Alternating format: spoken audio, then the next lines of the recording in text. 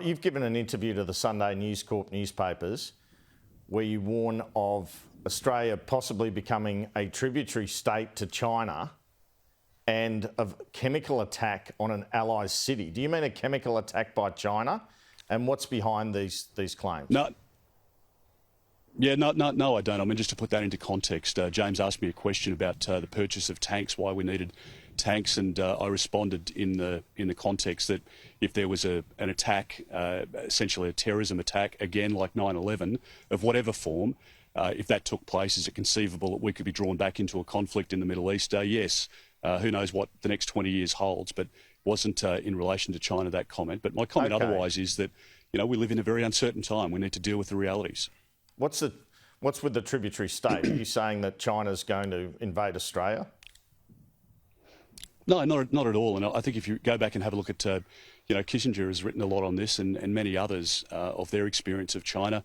China wants a relationship where they'll come to the table and say, look, we're paying fair price for your commodities, but we don't expect you to be critical of our human rights abuses. We don't think that you should say anything against China when there's foreign interference or theft of IP or the interference on university campuses in Australia. They want us to remain silent on all of that. That's what I think China's approach is. They've been very specific in relation to Taiwan, the Senkaku Islands, and we're seeing all of that play out. But I think what this election is about, Andrew, is who is best able to deal with that reality.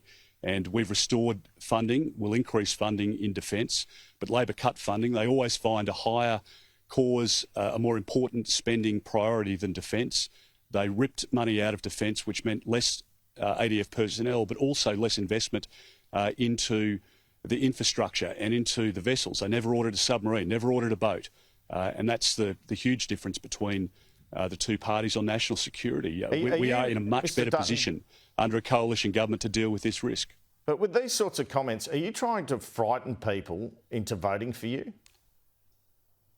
No, I'm trying to give people, and I have done this for a number of years, Andrew, give people a realistic understanding of what it is that I'm seeing without divulging the secretive, sensitive nature of the intelligence that we collect and just what's available open source. Look at President Xi's speech this week when he's using the same language as President Putin.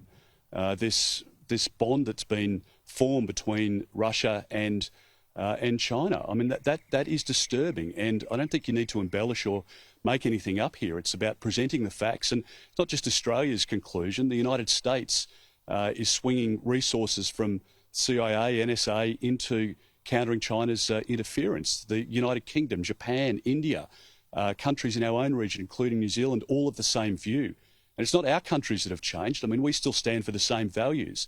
It's China under President Xi. And as we found in the 1930s, if you just continue on an appeasement phase, which is what Penny Wong is proposing, then you will find yourself in conflict. We need to be open, call out bad behaviour, call out the bullying tactics, and normalise the relationship and keep peace and stability in our region. That's what our approach is, in contrast to Labor's. And I think we live in a very precarious time. We should be open and honest to the Australian people about that, and to put forward the plan that we've got to keep our country safe. Sure. That's exactly what the budget was about. It's about what managing money is about, because without that you can't pay for what you need to keep us safe.